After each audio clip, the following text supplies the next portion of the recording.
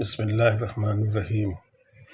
حضرت یحییٰ بن معاذ رحمۃ اللہ علیہ کے حالات و گن۔ پریچے آپ کو حقائق و دقائق پر پورن روپ سے پکڑ حاصل تھی اور پربھاوشالی واچ کے کارن آپ کو واعظ کے نام سے پکارا جاتا تھا۔ کچھ مہان بزرگوں کا کتھن ہے کہ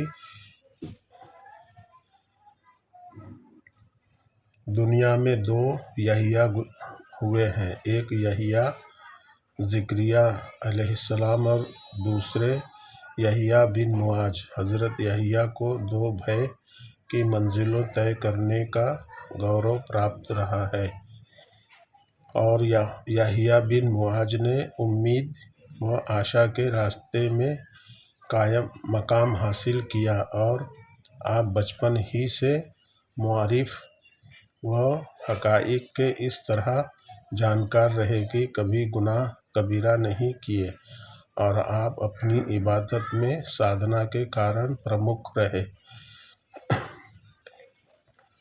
حالات: جس سمے مریدوں نے آپ سے بھے و آشا کا مطلب پوچھا تو فرمایا کہ یہ دونوں چیزیں ایمان کے ستمبھ ہیں، اور ان کی اوہیلنا کر دینے سے ایمان سددھ نہیں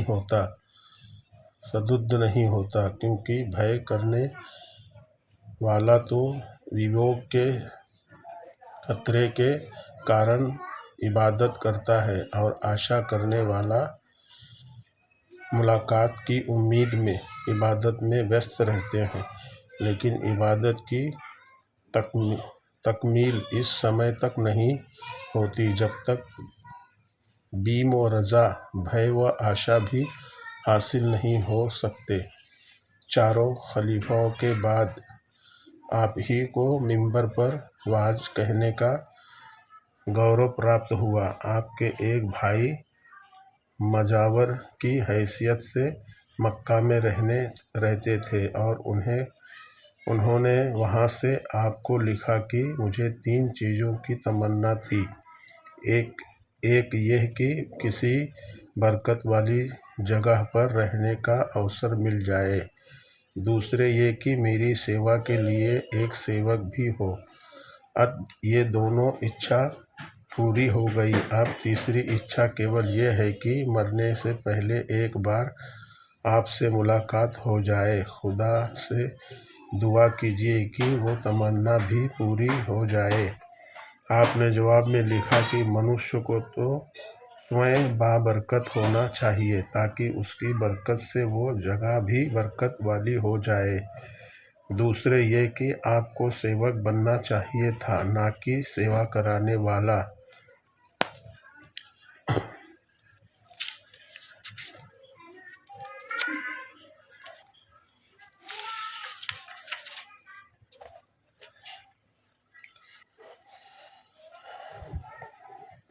تیسرے یہ کہ یدی آپ کو خدا کی یاد میں غافل نہ ہوتے تو میں آپ کی کداپی یاد نہ آتا۔ اللہ کی یاد میں بہن بھائی پتنی بچے سب کو بھلا دینا چاہیے، کیونکہ خدا سے ملاقات کے بعد بندہ سوئم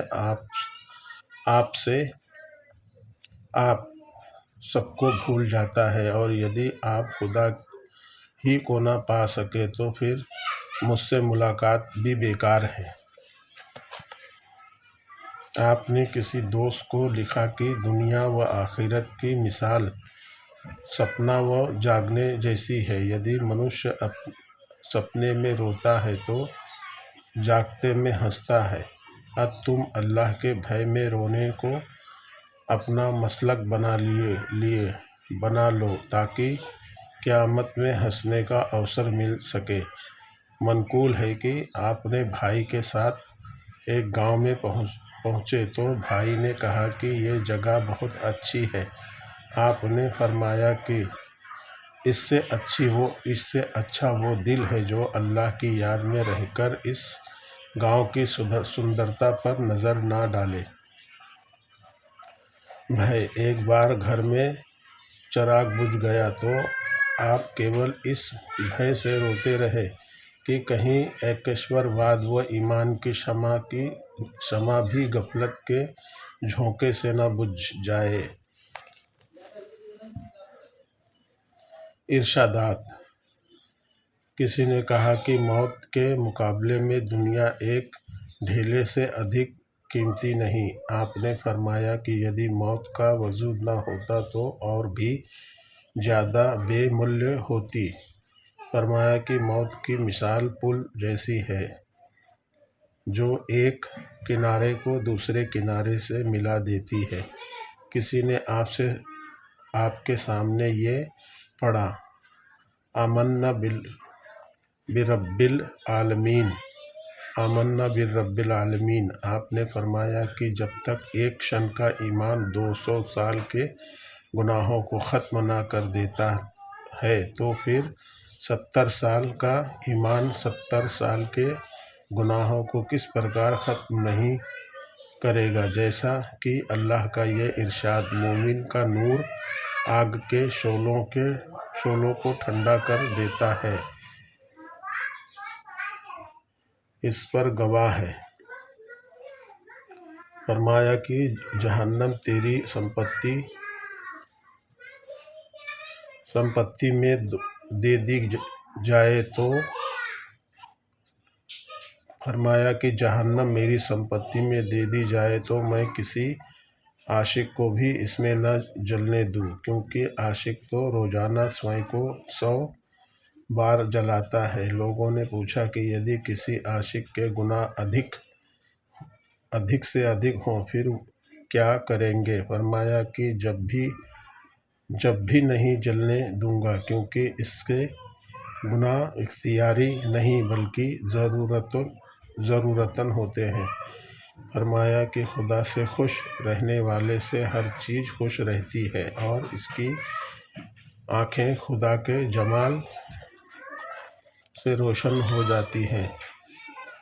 اس کے نور سے تمام دنیا کی آنکھیں روشن رہتی ہیں۔ فرمایا کہ اللہ تعالیٰ نے محشر کے دن عارفین کو اپنے دیدار سے نوازے گا۔ فرمایا کہ جتنا بندہ خدا کو محبوب رکھتا ہے اتنا ہی وہ لوگوں میں محبوب ہو جاتا ہے، اور جتنا خدا سے ڈرا رہتا ہے اتنی ہی مخلوق بھی اس سے بھیبھیت رہتی ہے، اور جتنا اللہ کی اور پلٹتا ہے اتنی ہی لوگ بھی اس کی اور پلٹتے ہیں۔ فرمایا کہ سب سے زیادہ گھاٹے میں وہ ہے جو برے کرموں میں اپنا جیون گزارتا ہے، اور فرمایا کہ 3 پرکار کے لوگوں سے بچو، غافل علماء سے، کاہل قاریوں سے، 3 جاہل صوفیوں سے۔ فرمایا کہ اولیاء کرام کو 3 باتوں سے پہچانو، بے خالق پر بھروسہ رکھتے ہیں، مخلوق سے بے نیاز ہوں، خدا کو یاد کرتے ہوں۔ فرمایا کہ یدی موت بیچی جانے والی چیز ہوتی تو میں آخرت والے موت کے سوا کچھ نہ خریدتا۔ فرمایا کہ دانش مندی کی 3 علامتیں ہیں، ایک وہ کہ امراء کے ارشاد کے بجائے نصیحت کی نظر سے دیکھو، دوسرے واسنا کی بجائے عورت پر شفقت کی نگاہ ڈالیں، تیسرے درویش کو گھمنڈ کے بجائے تواضع کی نظر سے دیکھو۔ فرمایا کہ چھپ کر گناہ کرنے والے کو خدا ظاہر میں ذلت پردان کرتا ہے۔ فرمایا کہ عبادت کرو اور لوگوں سے کم ملو۔ پھر فرمایا کہ یدی عارف اللہ کے ادب سے محروم ہو جائے تو ان کے لیے ہلاکت ہے۔ اللہ کی جو خود خدا سے دور کر دے اس سے وہ گناہ بہتر ہے جو خدا کا محتاج بنا دے۔ فرمایا کہ خدا کا دوست دکھاوے و کپٹ سے دور رہتا ہے اور لوگوں سے بھی اس کی دوستی بہت کم ہوتی ہے، لیکن خدا سے زیادہ بندے کا دوست اور کوئی نہیں۔ فرمایا کہ مسلمان پر مسلمان کے تین ادھیکار ہیں۔ ایک یہ کہ یدی کسی کو لابھ نہ پہنچا سکے تو ہانی بھی نہ پہنچائے۔ دوسرے یہ کہ یدی کسی کو اچھا نہ کہے تو برا بھی نہ کہے۔ تیسرے یہ کہ یدی کسی کو خوش نہ کر سکے تو دکھی بھی نہ کرے۔ فرمایا کہ مورکھ ہے وہ لوگ جو جہنم میں جانے والے کام کرنے کے باوجود جنت طلب کرتے ہیں۔ فرمایا کہ توبہ کے بعد ایک گناہ بھی ان 70 گناہوں سے خطرناک ہوتا ہے جن کے بعد توبہ کی گئی ہو۔ پھر فرمایا کہ مومن بھے و آشا کے بیچ رہ کر گناہ کرتا ہے۔ فرمایا کہ حیرت ہے ان لوگوں پر جو بیماری کے بھے سے کھانا چھوڑ دیتے ہیں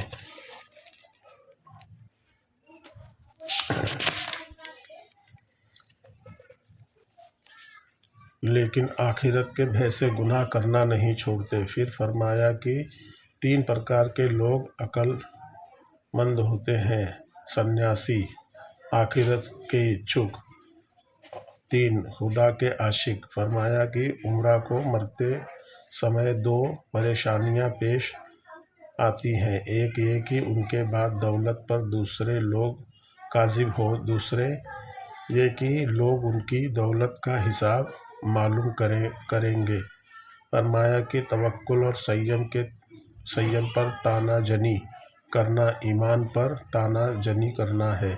فرمایا کہ فاقہ کشی مریدوں کے لیے، توبہ کرنے والوں کے لیے، انوبھو زاہدوں کے لیے، راجنیتی اور عارفوں کے لیے مغفرت ہے۔ فرمایا کہ تقویٰ والے عمل کی اور، ابدالین آیتیں کی اور، حق کے طالب احسان کی اور عارف ذکر کی اور جھکتے ہیں۔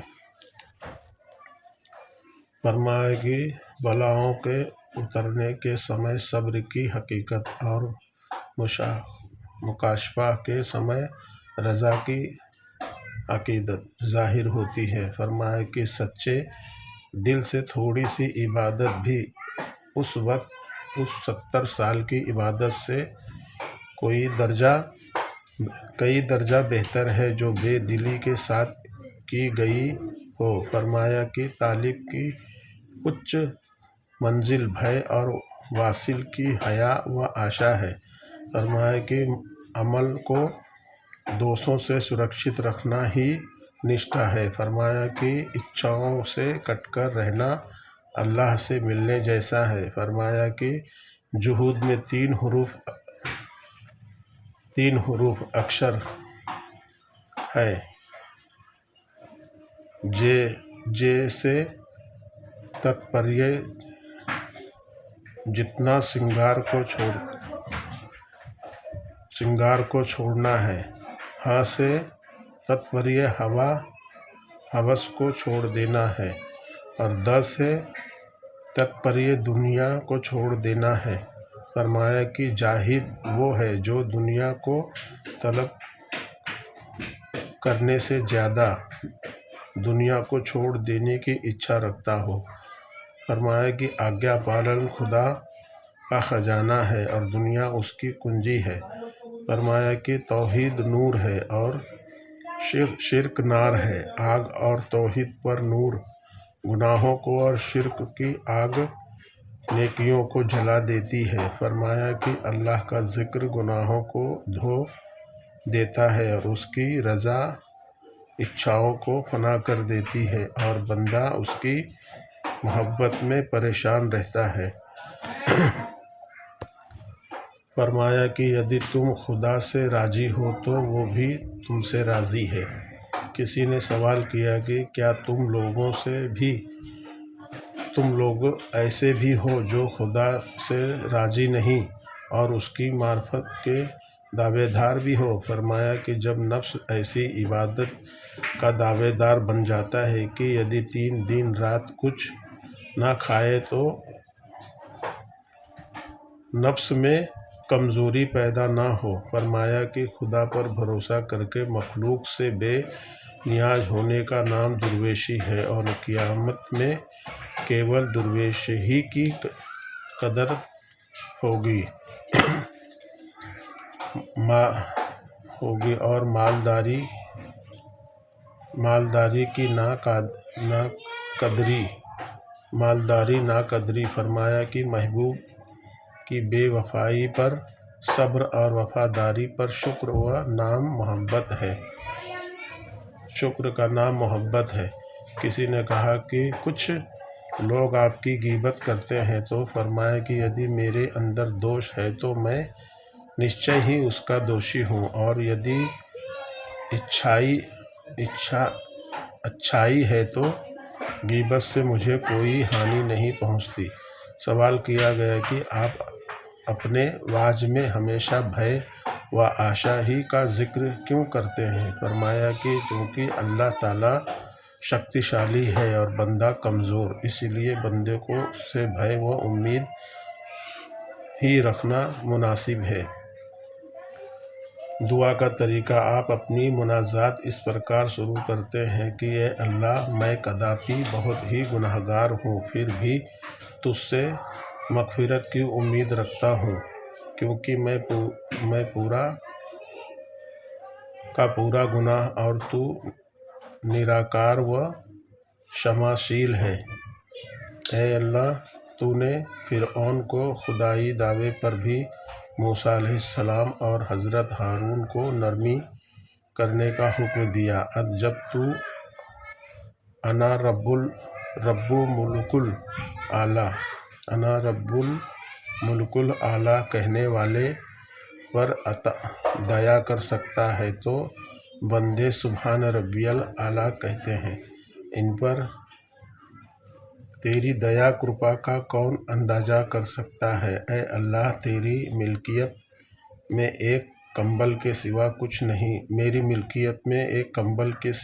نہیں، یدی وہ بھی کوئی طلب کرے تو میں دینے پر تیار ہوں۔ اے اللہ، تیرا ارشاد ہے کہ نیکی کرنے والوں کو ان کی نیکی کی وجہ سے بہتر بدلہ دیا جاتا ہے، اس کے بدلے میں آپ نے اپنے دیدار سے نواز دیا۔ اے اللہ، جس پر تو کسی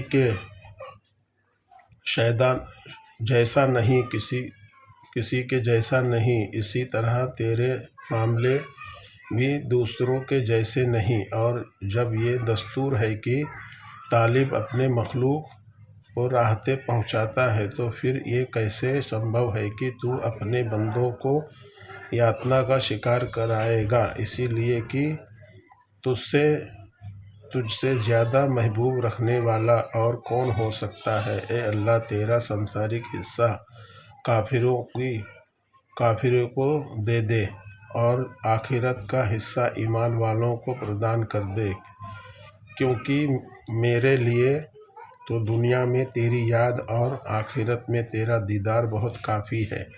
اے اللہ، چونکہ تو گناہ بخشنے والا ہے اور میں گناہ گار ہوں، اسی لیے تجھ سے طالب و مغفرت ہوں۔ اے اللہ، تیری غفاری اور اپنی کمزوری کے آدھار پر گناہ کرتا ہوں، اس لیے اپنی غفاری یا میری کمزوری کو دیکھتے ہوئے مجھے بخش دے۔ اے اللہ، حشر کے دن جب مجھ سے پوچھا جائے کہ دنیا سے کیا لایا ہے، تو میرے پاس کوئی بھی جواب نہ ہوگا۔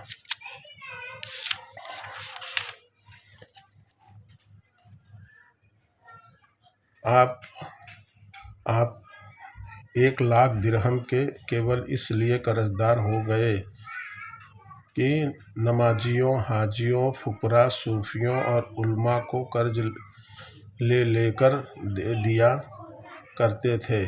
جب قرض دینے والوں نے تقاضا شروع کیا تو آپ نے جمعہ کی رات میں حضور صلی اللہ تعالیٰ علیہ وسلم کو سپنے میں دیکھا کہ آپ فرما رہے ہیں کہ اے یحییٰ، دکھی نہ ہو، کیونکہ تیرا دکھ مجھے دکھی کر دیتا ہے۔ اب تیرے لیے یہ حکم ہے کہ ہر شہر میں جا کر واج کہہ اور میں ایک ویکتی کو آدیش دے دوں گا کہ وہ تجھے 3 لاکھ درہم دے دے۔ سب سے پہلے نیشاپور پہنچ کر آپ نے واج میں فرمایا کہ اے لوگوں، میں خدا کے نبی کے حکم پر شہر شہر واج کہنے کے لیے نکلا ہوں، کیونکہ میں 1 لاکھ درہم کا مخروج ہوں، اور حضور صلی اللہ تعالیٰ علیہ وسلم نے فرمایا کہ ایک ویکتی تیرا قرض ادا کر دے گا۔ یہ سن کر وہ ویکتی نے 50,000 درہم اور دوسرے نے 40,000 درہم اور تیسرے نے 10,000 درہم دینے کی بات کی، لیکن آپ نے فرمایا کہ الگ الگ لوگوں سے لے کر مجھے قرض ادا کرنا منقول نہیں، کیونکہ مجھے تو یہ حکم ملا ہے کہ کیول ایک ہی ویکتی قرض ادا کرے گا۔ اس کے بعد آپ نے ایسے پربھاوشالی انداز میں واز فرمایا کہ کسی مجلس میں 7 لوگوں کی موت ہو گئی۔ پھر وہاں سے بلخ پہنچے اور مالداری کے فرائض کچھ اس انداز سے بیان فرمائے کہ ایک آدمی نے 1 لاکھ درہم کا نذرانہ پیش کر دیا، لیکن ایک بزرگ نے فرمایا کہ درویشی کے مقابلے میں مالداری کی فضیلت بیان کرنا آپ کی شان کے ورد ہے۔ بلخ سے روانگی کے بعد آپ کو خیال آیا کہ یہ گھٹنا انہی بزرگ کے کتھن کے کارن گھٹی۔ پھر آپ جب انت میں ملک ہری پہنچے تو وہاں اپنا سپنا بیان کیا۔ واز کے دوران ہری کے شاشک کی لڑکی نے بیان کیا کہ اسی دن مجھے حضور صلی اللہ تعالیٰ علیہ وسلم نے آپ کے قرض کو ادا کرنے کا حکم دیا تھا، اور جب میں نے کہا کہ یدی حکم ہو تو سوئیں وہاں جا کر ان کا قرض ادا کر دوں، تو حضور نے فرمایا کہ وہ سوئیں یہاں آئیں گے۔ میری آپ سے اتنی بنتی ہے کہ کیول 4 دن تک یہاں واز کہیں۔ آپ کے واز کا اتنا پربھاؤ ہوا کہ 4 دن کے اندر 145 لوگوں کی موت آپ ہی کے مجلس میں ہوئی، اور جب آپ وہاں سے آنے لگے تو اس امیر آدمی نے 60 اونٹ دینار و درہم سے بھر کر آپ کے ساتھ کر دیے، اور جب آپ وطن پہنچے تو اپنے بیٹے سے کہا کہ سارے قرض کی ادائیگی کے بعد جو رقم بچ جائے اسے فقراء میں بانٹ دو، کیونکہ میرے لیے خدا کی ذات بہت کافی ہے۔ اس کے بعد آپ زمین پر سر رکھتے ہوئے مناجات میں ویست ہو گئے تھے۔ کسی نے ایسا پتھر مارا کہ آپ کی موت ہو گئی، اور آپ کی لاش نیشاپور لے جا کر قبرستان میں معمر میں دفن کی گئی۔ انا للہ و انا الیہ راجعون۔ بزرگوں کے حالات جو ہے ضرور سننا چاہیے انسان کو، بہت نصیحت اپوز ہیں، بہت زندگی میں ہر قدم پہ کام آنے والی چیزیں ہیں، سننا چاہیے، اس کو یاد بھی رکھنا چاہیے۔ مین چیزیں آپ نے کب کس حالات میں کیا حکم دیا اور کیا بولا، اس چیز کو دھیان میں رکھتے ہوئے کافی ان کا کام ہی تھا یہی کہ اللہ کے رسول صلی اللہ تعالیٰ علیہ وسلم کی امت، اللہ کے بندوں کو راہ دکھانا، سچائی سے اور تمام چیزوں سے اوگت کرانا۔